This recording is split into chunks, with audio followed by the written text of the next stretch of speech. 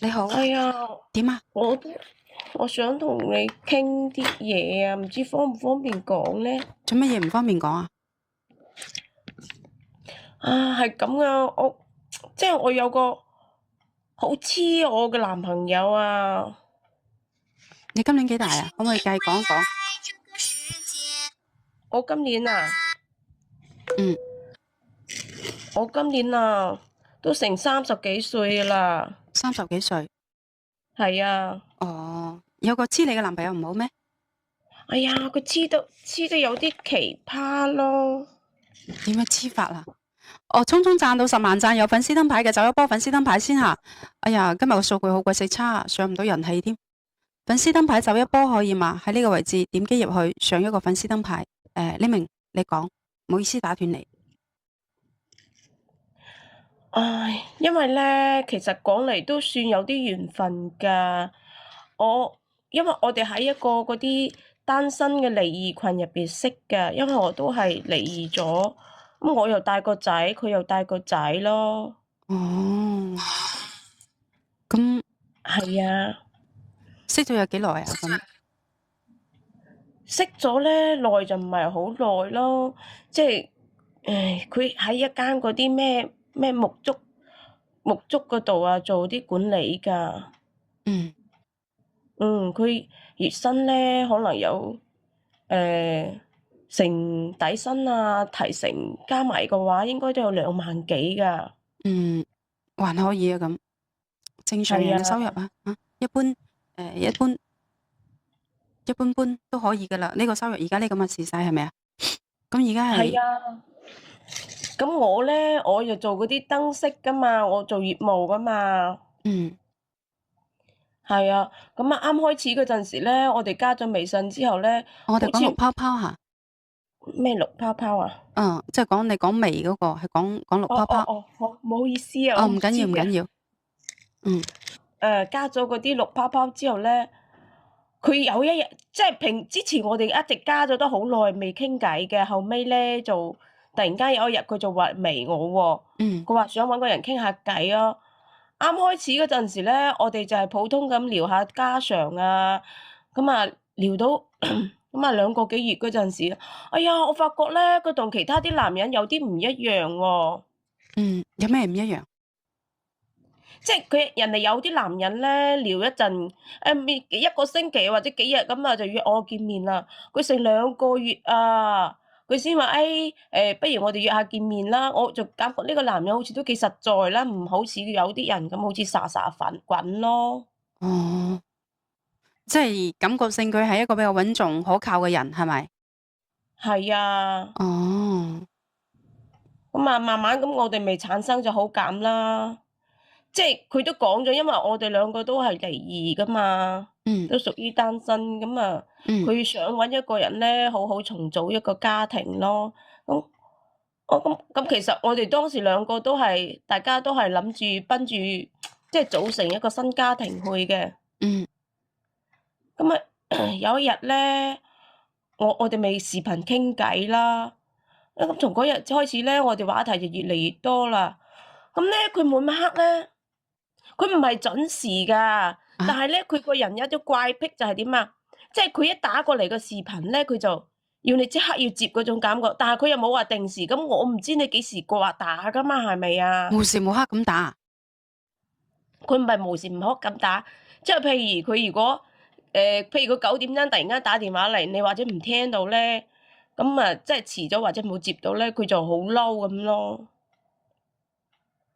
咁你又冇話幾時打嚟，我點知你嗰陣時啱好我忙緊㗎嘛，有時係咪先？嗯，係咪控制即係欲好強啊？呢個人，哎呀，你咁樣講啊，即係有啊，真係控制欲好鬼強㗎。而且咧，仲有一個啊，我哋一傾偈啊，傾偈咧仲要嗬，嗯即係佢唔俾我先吸嗰種咯。吓，要佢吸先啊？係啊，一開始咧，我覺得佢因為佢好在乎我啊嘛，哦，慢慢慢慢好似我又覺得，即係佢控制欲太強啦，係咪冇咁好啊？除咗呢樣嘢。仲有冇其他嘢你覺得佢控制欲好強嘅？咁啊，其他，哎呀，我有啲嘢我都唔知應唔應該喺呢度咁樣講啊。做乜嘢？好難以啟齒㗎？即係咧，哎啊，呀，我覺得佢唔單止呢啲嚇，有時啊，佢叫我即係因為我經常出差㗎嘛，我又唔係經常喺屋企㗎。我有時佢叫我拍相啊，哎呀，着嗰啲底橫嚟拍張相，上身着咁拍俾佢喎。拍咩？即係着三角嗰啲拍相俾佢啊？係啊，所以哎呀，我都唔好笑啦，搞到我唔好意思啊，我唔想笑嘅，做乜有啲咁嘅嗜好嘅？做咩？佢變態㗎？佢唔佢又唔係，咁佢就話：我好中意你着咁個性感個樣咯，因為我哋唔喺一齊，佢見唔到啊嘛。嗯，咩人嚟㗎？奇葩。男人咯，咁奇怪嘅，你仲想問男人啊嘛？唔通係女人咩？安老師你講得咁搞笑嘅。核突，佢哋話核突喎，咁咁你照做啊？咁係啊，一開始嗰陣時，咁啊肯定照做，因為我哋啱開，我以為係呢種係情趣啊嘛，係咪先？阿靚女啊，我係男人講下呢啲問題，你唔介意嘅喎？分析問題啫，你分析咩問題啊？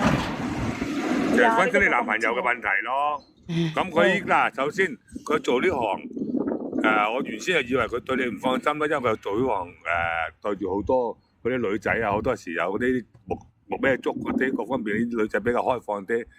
咁啊，而家我聽落去，發覺佢有一啲叫做性乜嘢變咩態咁樣咯。呢啲人真係三思而後行啊！佢哋改唔到嘅。哎呀，咁呢啲係後期㗎，一開始嗰陣時咧，我哎呀，知開始道之前唔係咁㗎，開始嗰陣一開始個個都係梗係唔係管。咁啦，開始係咁啊！你梗係驚到走都唔見面啦。佢啲跟你熟咗之後，佢逐漸會顯現咗出嚟噶嘛。嚇？係啊，你好啊，加上你俾我講，可能佢做呢個行業有你俾我講兩句班人都有影我落㗎響嘅。啦。嗯，哦，二玲你講，啊，係咁樣嘅，呢個男人係俾你，即係點講咧？你俾佢牽住走啊！你一開始你強硬啲，你係唔會影啲咁嘅，你係唔制，咁就 OK 噶啦。因為你係培養成佢啲咁嘅性格啊，明唔明啊？你太軟弱啦，你嚇！唔好怕失去佢，明唔明？我一開始冇㗎，一開始咧佢就叫我，哎呀，反正我喺邊度咧，佢都要叫我拍張相俾佢，佢話睇下我安唔安全啊。佢咁講到明，我好安全。如果你話視頻通話有時候唔方便接你話，我唔方便，我方便我會彈翻俾你。你唔好俾佢牽住走，你唔好怕佢嬲唔嬲，你識嬲我唔識嬲㗎，係咪先？好啦，我落啦，我唔得閒啦，拜拜。拜拜。我都仲要講講佢咁嘅行為，如果到你有咩唔順心嘅情況下，佢會演變成暴力。呢個係比較麻煩一件事情嘅，所以你同呢個男朋友自己考慮清楚，認真考慮，改唔到嘅。喂，你明啊？除咗係係影咗啲咁嘅相之後，咁仲有冇啲好過分嘅嘢㗎？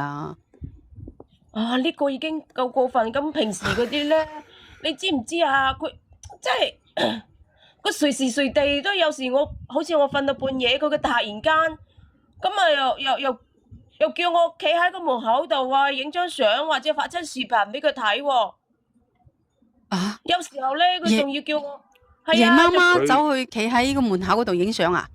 係啊，佢仲叫我啊，一定要用嗰啲美顏相機啊，有定位㗎。佢硬係驚，好似驚，我唔知係佢在乎我咧，定係點嘅？佢咪在乎即係佢就一定你，要定位。佢見得太多啦，見得太多，佢對自己冇信心。第一個，第二個，佢而家演變成病態㗎啦，而家咁樣係。死啦！唔係喂，病咁係叫你喺我屋裏邊嘅門口定係出邊嘅門口添？有時咧喺房門，有時喺出邊，有時咧又佢要安廚房。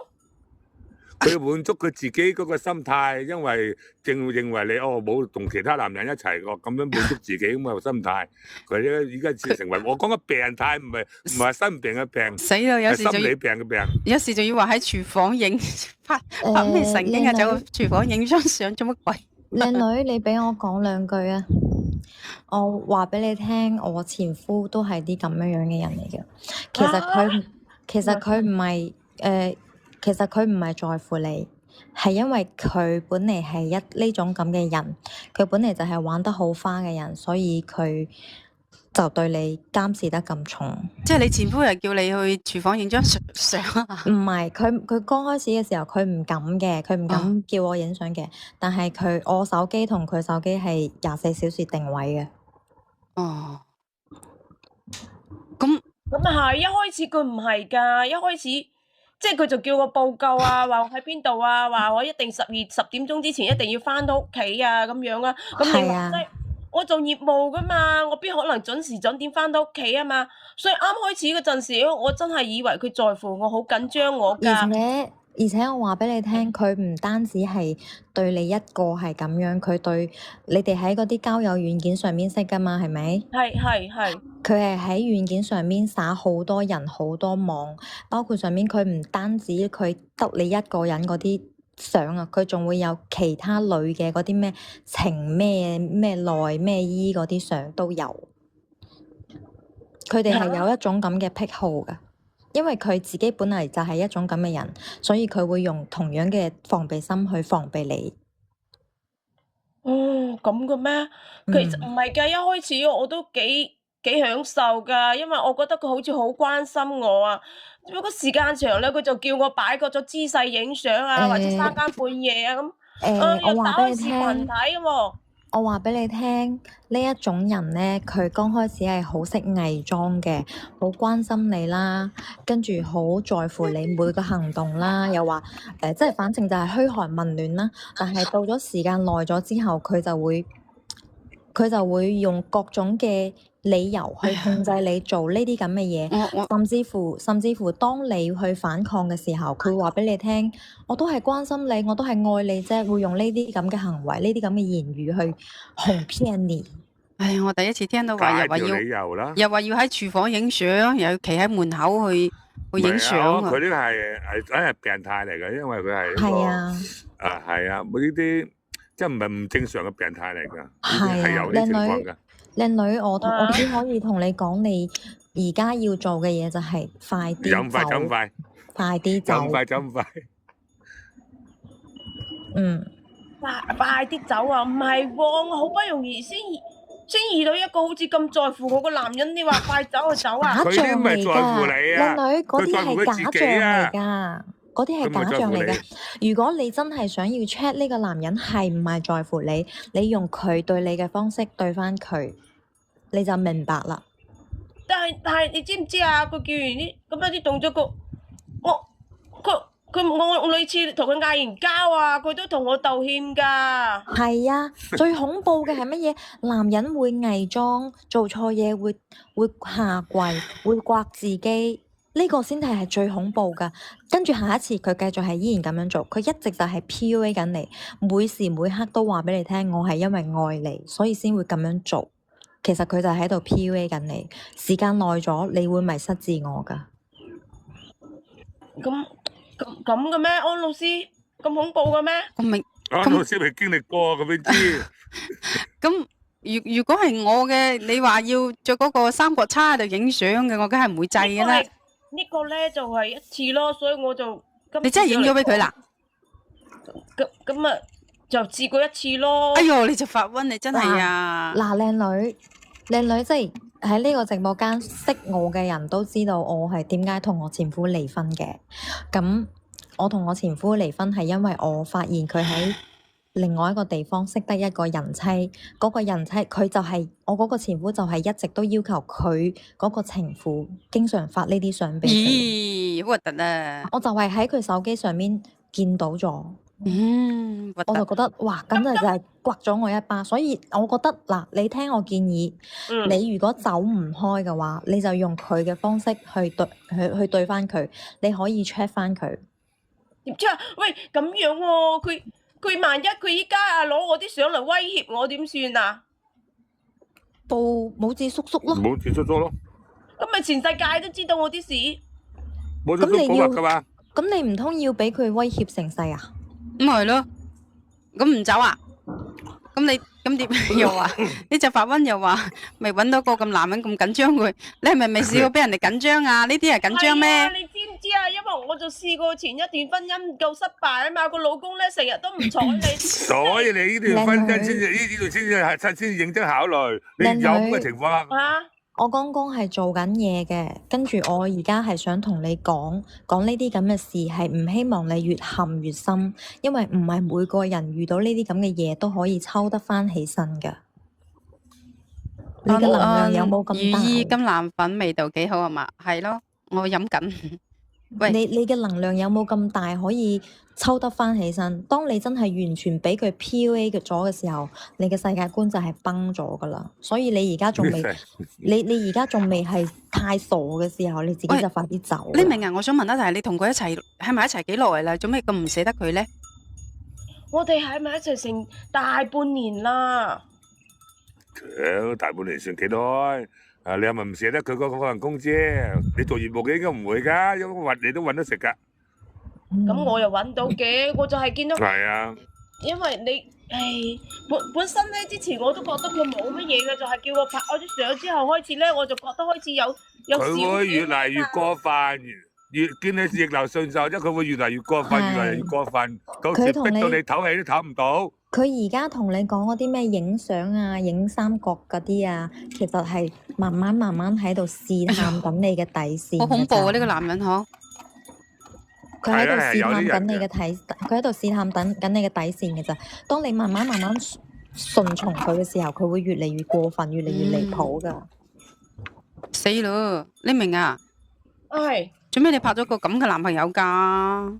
唔係㗎？一開始佢唔係咁嘅，一開始我真係覺得我都好享受呢啲唔㗎。會怪佢㗎，嗰個男人態度會係偽裝啊。咁你拍咗咁嘅男朋友，你仲唔走啊？依家，所以我未知點啊！未知點走啦，仲未知點，係啊！靚女啊，我個案例就話咗俾你聽啦，係咁先啦，醒下啦。可能佢真係特別在乎我咧，因為我以前靚女，冬青已經畫咗個傷疤俾你睇嚟勸你啦，你都唔聽勸。阿冬青已經畫咗個傷疤，講自己嘅嘢，真實事件嚟勸你都唔聽勸，都唔知點咯。係你自己嘅人生面臨點樣，我都預測得到啦。你支持佢分開走得快好世界嘅，溝個666俾佢睇下。唔係㗎，我老師啊，佢話因為佢自己佢都控制唔到，因為佢話佢前妻俾佢傷害太大啦，佢太在乎我，所以咧，所以佢咪有病咯。你仲揾個同一個健康嘅人唔揾，揾個有病嘅人。唉，我講嘅病係咩病？唔係身體嘅病，呢啲嘢係醫唔到嘅，就算醫到都好難醫。係病咩？唔係仲唔喎，明啊但係佢即係咩嗰陣時拉出心理疾病啊，好犀利嘅喎。心理疾病啊，唔係身體嘅病啊，明唔明啊？拉窗簾好犀利啊！係啊，我識。梗係犀利啦，佢啲人唔識玩。即係你就係因為佢拉窗簾犀利，你唔捨得走啊？咁你話啫，我以前都未試過。我以前啊，唔知點講你連山啦。頂係乜嘢都唔知啊！我同佢一齊之後，我先知咋。你到時有咁耐風流，就有咁耐折墮啊，靚女。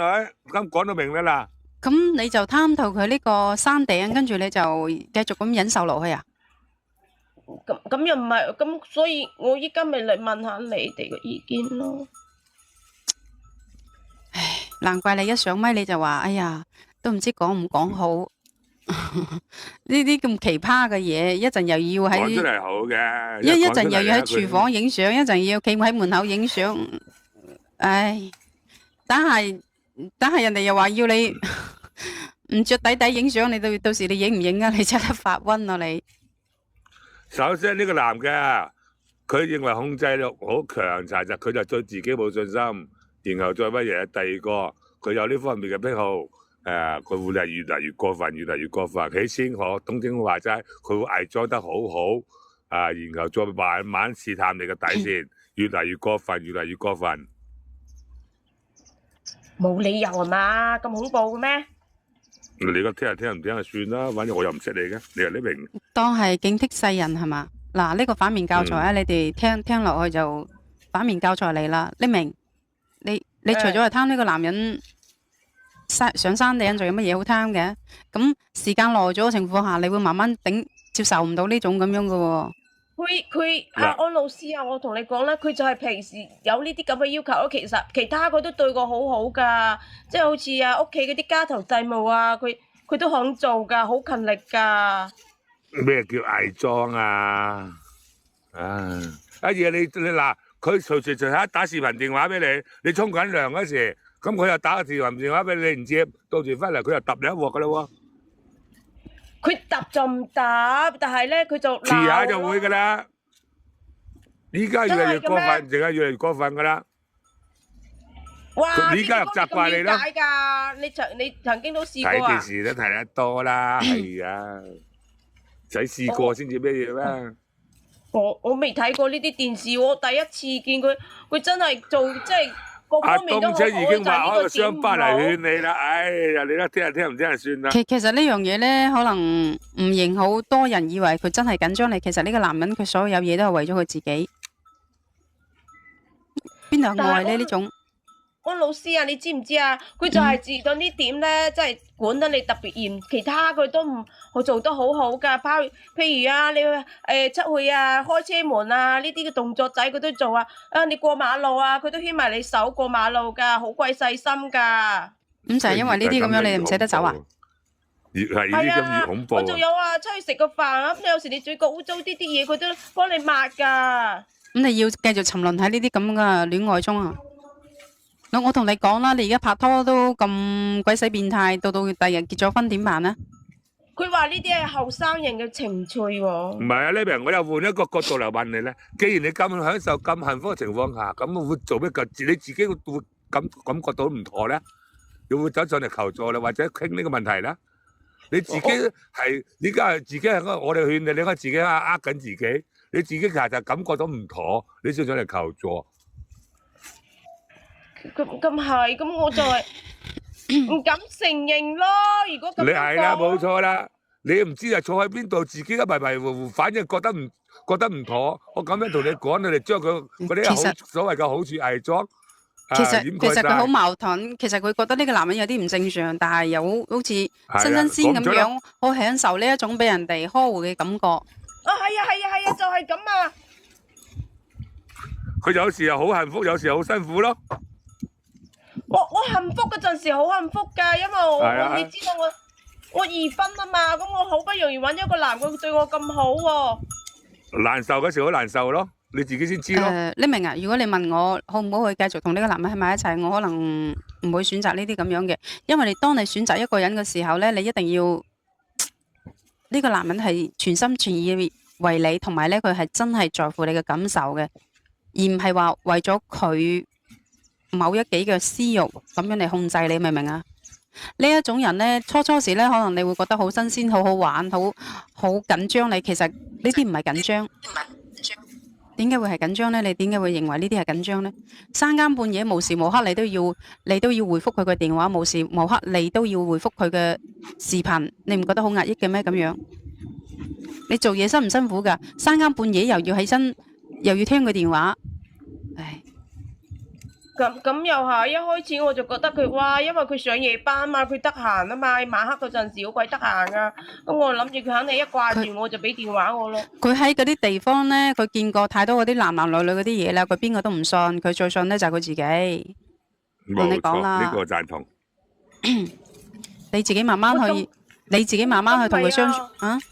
我老師啊，咁我呢種人呢，佢報復心強唔強㗎？強唔強呢，我就唔知道啦。但係呢，你又唔使驚到佢將你嗰啲相呢會傳出去，因為呢，如果真係夠膽傳出去嘅情況下，佢為咩發嘅？佢做得個咩捉嗰啲嘢呢？相信呢，其實佢有呢咁嘅意識嘅。你最好呢，就趁而家呢，即係未演變得太過乜嘢，嗱嗱聲走。嗯，嗯，哦，其實明白啊。公孫教你個方法好啱噶，佢用咩方法對付你，你用咩方法對付佢，然後借呢個理由同佢拜拜。哦，即係意思你話，咁我又叫佢影相，又叫佢咩啦喎？嗯，唔係，反正唔好影相，就係視頻通話。你反正不定時視頻通話，佢唔及時接嘅情況下就發我又嬲，脾氣，係啦，跟住借係咪啊，住你唔開安老師？我，搞掂佢。我可能我唔會想用呢啲咁樣嘅方法，我嗯諗住撇撇脱脱，我唔想惹啲咁嘅麻煩。嗯，我係啊，咁即係前節，咁佢知道我住喺邊度喎？知道住喺邊度，咁你講分手唔愛啦，唔中意啦，直接咁講得啦。我又驚佢，你話齋阿 KK 哥話呢個人呢種人咩咩？你先去做咗先，唔好諗咁多啊無限嘅嘢，直接同佢講咗分手，唔啱唔適合就 OK 啦。有咩唔妥揾保子叔叔。就 OK 啦，唔好喺度幻想咁多嘢吓，你幻想咁多嘢，乜嘢都做唔到，明唔明啊？冇乜必要同佢啲人拖嚟拖去啦。好啦，就咁先好嘛。咁唔該晒你啊，安老師。如果仲有啲乜嘢，仲有啲乜嘢，你後邊可以上咪同我傾下。好。係咯，成5點噶啦，你都仲未買嘢嘅，小友喎，我都以為睇錯時間添我阻住喎。安買嘢啦，唔好意思啊，我而家落啦，未買嘢啦。唔緊要。我成5買點咗4支牙膏啊。買咗4支牙膏啊，多謝你。係啊，拜拜。我見到你話好好，我就買咯。好啦，多謝你啊。咁好唔好啊？事實好唔好啊？好，拜拜。好用，好搞笑啊佢，太單純啦吓，冇咁單純啊，真係。即係佢啱呢啲一時當局者迷嘅，佢又知道自己好辛苦，就唔知喺邊度出咗問題。你二婚嘅，你唔係應該揾個更加適合嘅人咁樣去過咩？做乜鬼啊？咁你同我有冇生小朋友啊？依家冇噶，不過點講啫？我諗住大家都係二婚噶嘛，應該識得照顧對方咁樣先啱噶，應該識得珍惜先係嘅，係咪？係啊，咁本身大家都二婚，咪更加應該去識得去經營頭家先係嘅咯。就係咯，但係啊，就係咁樣半個月前啊，我咪俾佢即係揼咗一次咯。哇，你唔知啊，即係揼得好犀利啊！佢啊就係出去飲咗啲8+1翻嚟啦，好夜啊嘛，咁迷糊咁樣咪入屋咯。咁啊叫我煮飯俾佢食喎。本嚟咧睇住佢飲成咁樣啦，我就即係激到咧。點講啫？呢啲係咪？我就冇咩脾氣嗰種啊，咁啊冇煮俾佢食咯。然之後啊，佢啊就好嬲啊嘛，自己去煮咯。煮嗰陣時咧就邊煮邊鬧喎，我真係好嬲啊，就嗌佢啦，即係嘈咗幾句咁樣咯，話咗幾句咯。就呢幾句啊，估唔到咧，佢好似發咗癲咁樣咪揼我咯，打得好嚴重啊！拍錯奶粉嘛，多謝你嘅朋友，多謝呢位朋友支持下。咁你係揼咗你有冇傷咗好嚴重嘅地方啊？即係譬如頭部呢啲有陣時都有噶，仲喺屋企養咗7日啦。你話咯？咁你同佢喺埋一齊幾耐啦？已經都唔算幾耐。有冇2年？有噶啦，不過啱啱開始嗰陣時咧，佢唔係咁樣噶，佢對我真係好好噶。然之後耐咗咧，佢就係嗰個本性就係咁露出嚟噶啦。阿姐姐啊，啱啱開始個個都係好噶啦，年幾2年嘅時候，個個都係你弄我弄噶啦。真正睇得出一個人嘅時候，就係當個激情已經過咗去嘅時候，你先至睇得出一個人噶嘛。你勝在你而家冇同佢生下小朋友，係咪先咯？而婚呢本身就。佢又錯咗一次，你又錯咗一次，唔係應該更加識好好去珍惜，更加好好去經營頭家嘅咩？我懷疑佢前妻就係俾佢打到走嘅。所以我都覺得大家都係二婚，應該係好識得珍惜對方嘅。咁然之後咪咁樣俾佢揼咗我埋屋企，養咗7日，然之後咪翻咗我媽屋企咯。有冇登記啊？咁登記咗啦？冇啊，只不過擺下酒㗎咋。如果冇登記，唉，人哋都一般都係寧教人打仔，莫教人分妻，但係你呢段咁樣嘅婚姻，我都唔知點樣行落去咯。係我啊，走到褲都甩晒就走咯，走到甩晒褲我都走咯。你話啦，唉，即係我咧，我係我媽屋企啊嘛，佢哋日日去喎，成日氹翻啦，又講啲好聽嘅話啦，又道歉啦，又寫保證書啊，又錄櫃啊，咁樣啊，日日都去我媽屋企咁樣，我有用嗎？頂佢唔順啊，真係嘅。有用嗎？所以我依家好似有一種一睇到佢咧，就好似好驚咁嗰種感覺咁樣嘅。你遲早咧，你內心會得到咗一種抑鬱病，你就死。係真真係㗎，嘅喎。我依家遠遠睇到佢咧，我就好似我唔識點形容嗰種感覺啊！真係你內心已經開始防佢啦，你驚佢啊，開始慢慢好易形成一種心理病㗎。係啊，特別係佢講嗰啲話嗰陣時啊，寫咩嗰啲咩補咩證書嗰陣時啊，同埋講嗰啲咩好聽嘅話啊，翳你嗰陣時啊，佢唔講仲好啲啊，佢一講嗰陣時咧，好似我個心就喺嗰度震震咁樣嘅。咁試問一下啦，你都已經同呢個人，佢都可以令到你個心裏邊已經係咁樣噶啦。我同你哋講啦，如果呢一個人佢可以令到你情緒好平穩嘅，那麼你哋揾呢個人呢，你就要揾啱人啦。如果呢一個人無時無刻令到你心好驚嘅，好冇安全感嘅，無時無刻都喺度諗三諗四嘅，咁你哋就揾錯人啦。我同你講，你一定要揾到一個。無論佢真係有冇錢都好，但係佢可以令到你個內心好平靜嘅，情緒係穩定嘅，那麼你就揾啱人啦。如果佢令到你嘅情緒係波動好大嘅，甚至係心好慌嘅，咁我話俾你聽，你呢段戀愛呢，你呢段咁樣嘅婚姻呢，揾錯咗人啦。而且你而家先至1-2年啫喎。係啊。反正你話我之前就冇呢啲感覺嘅，但係經常俾佢揼得多，特別係今次啦。你話咯，揼咗我休養咗成7日係嘛？然之後我翻我媽屋企咯，我一睇遠遠，你啲性格咁軟弱，我唔恰你恰邊個？你試去嗌佢恰我嘴都打歪佢嘅。你太軟弱啦！一係你有辦法治低佢，你撇唔低佢嘅情況下你就走。唔係咩？係咪先咯？一係你有辦法去治低佢，就好似先時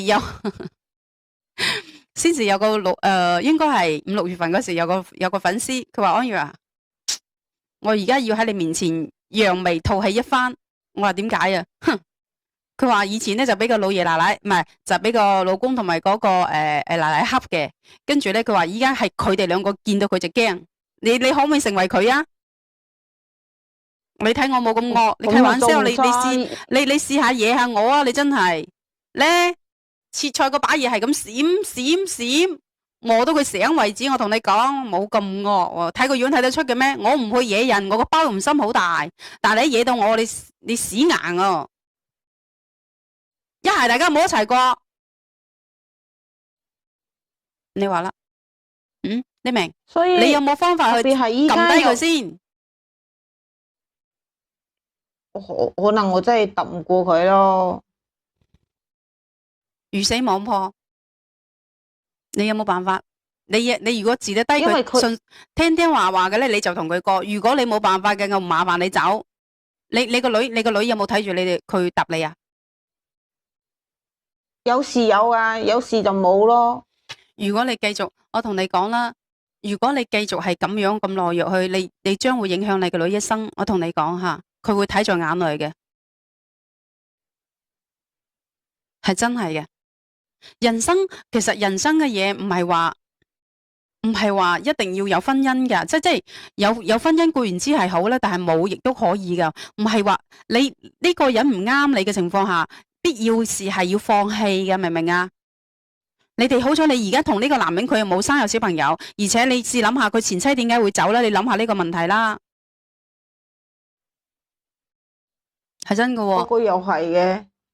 你要咁樣忍到幾時啊？你而家先30零歲，係啊，而且佢又好中意飲嗰啲百加一喎。佢一飲咗翻嚟咧就發酒癲咁樣嘅，就揾人出氣嘅。唔管係幾夜都好啦，佢都諗住要食飯就嗌你即刻起床咁樣幫佢煮咯。如果你唔煮嘅話，假如你吟兩句嘅話，佢就會揼你噶啦。咁佢一個月冇俾家用你啊？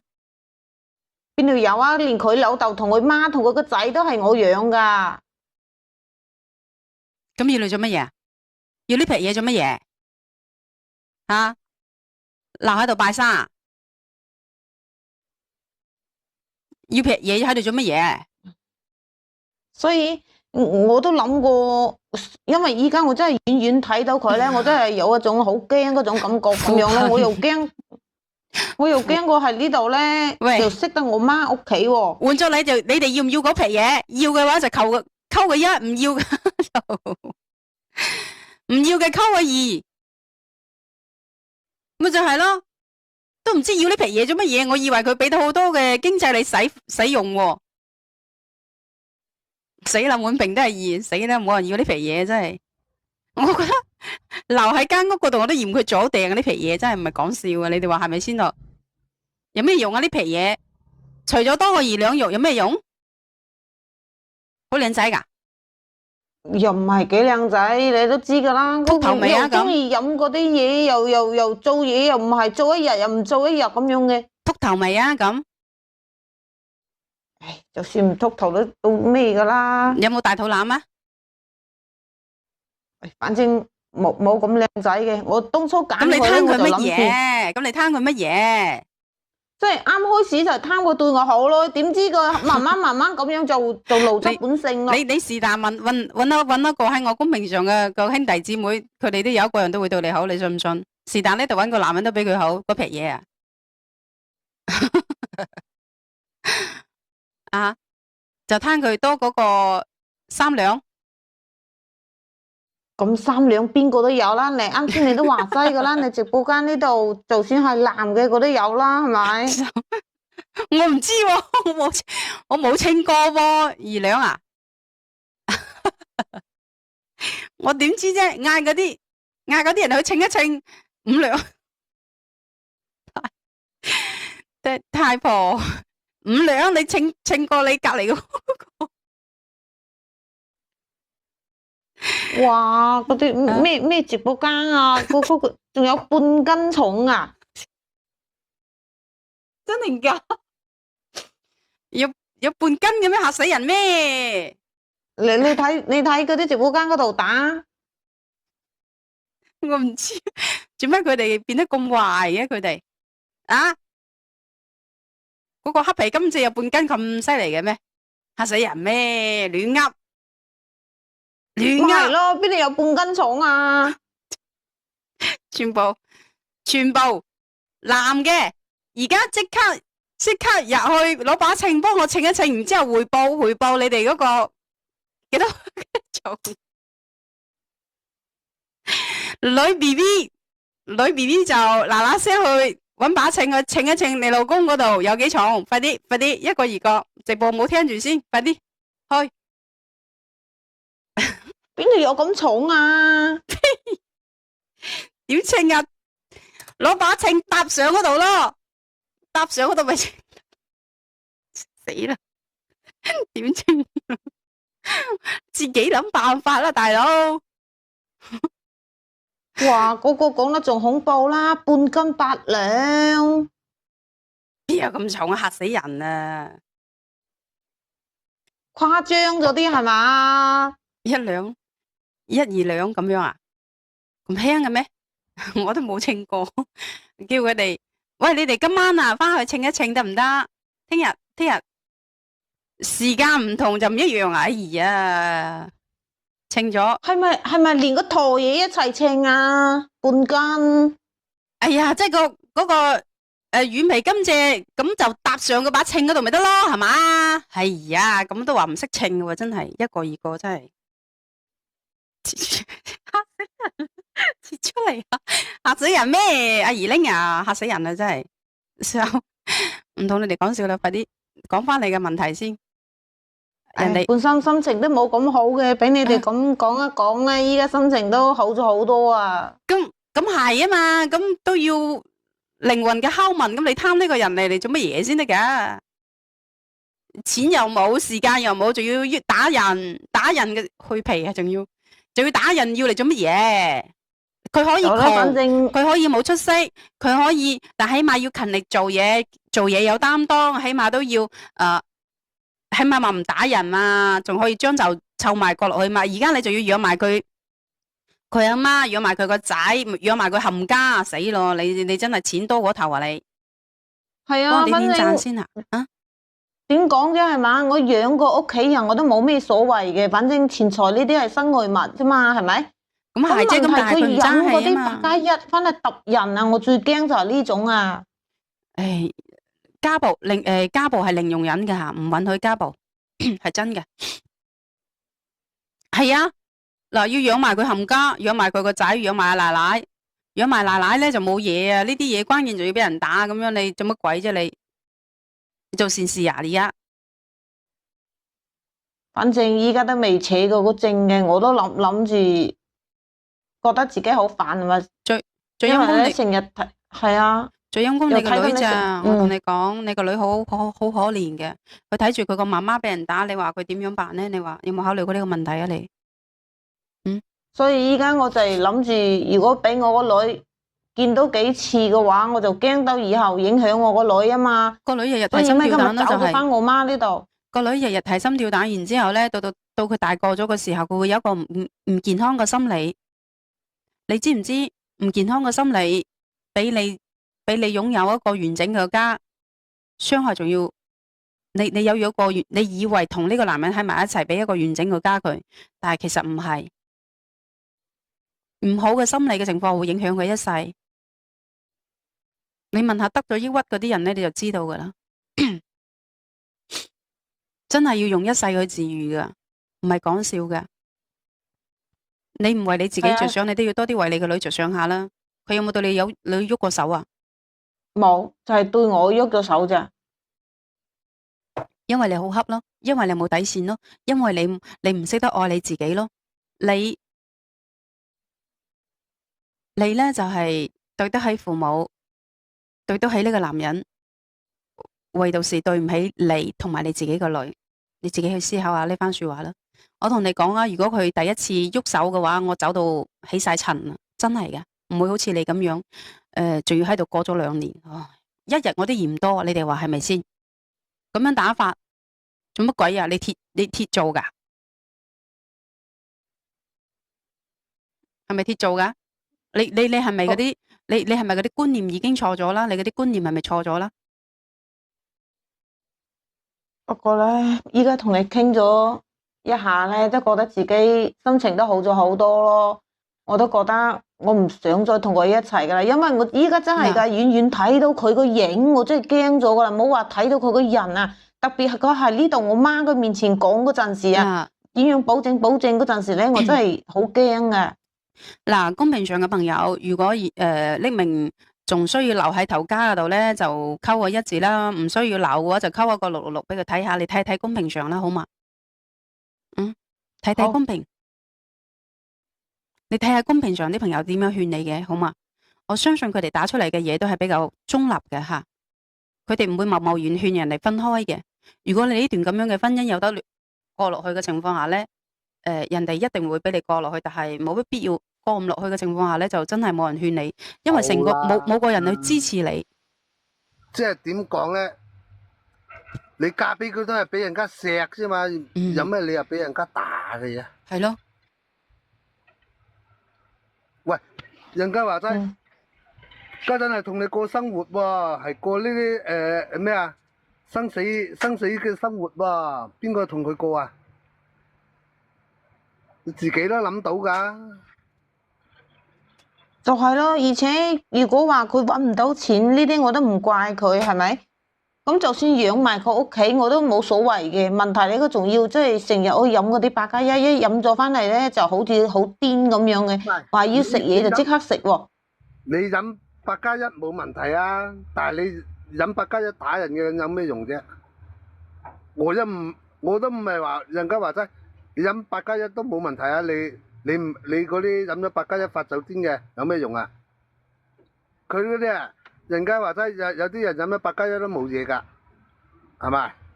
係有啲人飲咗8+1咧就發酒癲，冇用㗎喎。所以係啊，佢而家係咁樣打你，講就話發酒癲，到時候啊，佢揾出個藉口出嚟打你有死添啊，唔發酒癲啊！所以咪話咯，依家睇到我隻心入邊真係有啲震震咁樣嗰種感覺啦，遠遠睇到佢個影咋，我心入邊都好似好驚咁樣嘅。咁咪走咯，反正你一未扯證，乜嘢都未嘅，咁我做咩要喺度啊？係咯，就咁人品簡單咯問題，真係人品問題。呢個男人冇得救下，唔需要再俾機會啊。如果佢係人家話齋，佢又去揾錢，咁飲8+1係正常嘅，咁你唔好發酒癲啦，係咪？有啲人飲咗8+1冇嘢㗎，佢都唔發酒癲㗎。嗯就係佢呢啲咁嘅人品咧就唔得啦。你好，安安。 ，Hello， Hello， 匿名姐姐啊，啊，其實咧嗱呢度就唔會話叫人哋離唔離婚嘅，咁當然係你自己嘅選擇。但係我只係想講一樣嘢俾你聽，當你嘅女兒見到咁樣嘅行為咧，到佢長大嘅時候咧，佢會覺得呢一樣嘢係理所當然。嗯，佢會同你一樣嘅感覺就係阿媽都係咁樣俾人打啦，我俾人打係應該嘅。正可常嘅，能我做錯咗啲乜嘢，令到人哋咁樣去打我。對，你知唔知咁樣佢一生都係會係咁樣浮沉喺呢個陰影入邊嘅？所以你而家最重要嘅就係為個女嘅好，你要識得作出適當嘅選擇，要麼你就要硬起來，即係令到佢唔可以咁樣做。如果你要留喺呢個家庭，其實你係一個好好嘅女人，即係不論你對家庭對佢嘅父母，你已經係一個做到非常到位嘅人嚟㗎啦。但係如果有咁樣嘅行為嘅話，學阿安安話齋，真係零容忍嘅。你明唔明白啊？明白。所以你自己都要堅強起來，即係自己做好自己嘅模樣，唔好俾個女覺得自己日後原來我行條路我都係應該係咁樣嘅。咪就係咯，我認為咧，佢即係硬起嚟都冇用噶啦，只有走嘅啫。嗯，只有走，我都係咁樣認為。因為你硬嚟，你硬起呢個姐姐仔改變唔到人哋嘅。因為你而家見到佢都驚話，嗯，你冇理由，你成世流流啊，你冇理由係咁日日見到面，你又驚嘅喎，心驚嘅咯喎，有咩用啊？所以我就係話個選擇權喺佢自己度咯。如果佢依然係咁軟弱嘅話，咁就算我哋點樣講都冇用㗎，係咪先？我都認為係佢係應該係要走。嗯，公屏上啲人冇一個人勸佢留低喎，啱先係嘛？全部都係溝6係嘛？冇人溝1係嘛？係，我睇到咗，全部都係溝6。哦，因為點所以講咧？為自己而活咯，即係我覺得為自己而活。你嘅選擇係點都好，你一定要為自己而活，為個女兒而活，唔係為呢一個男人而活。嗯，唔好去再在乎世俗嘅眼光下，係咪先咯？人哋成個公屏嗰啲人都心痛你，你自己落去思考下啦。反正如果係我嘅話，我走到起晒塵，好嘛？知道啦，唔該晒你安安，唔使唔該晒你哋咁多位，一定要愛護好，一定要愛護好自己同埋自己個女吓。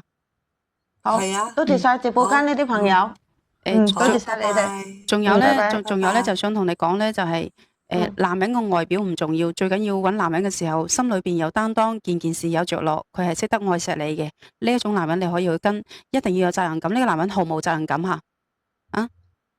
明白啦，多謝晒安安，唔使客氣，拜拜。拜拜。好啦，多謝你吓，多謝你哋。哎呀，咩原來 K 歌嚟嘅？我以為連咪嗰個朋友仔先。好啦，有想連咪嘅朋友仔可以嗱嗱聲連上嚟啦吓。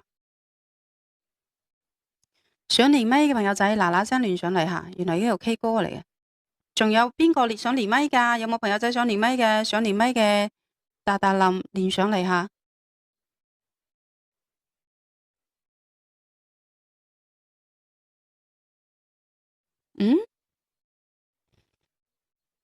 今日咁少人連咪，咩奇怪啦？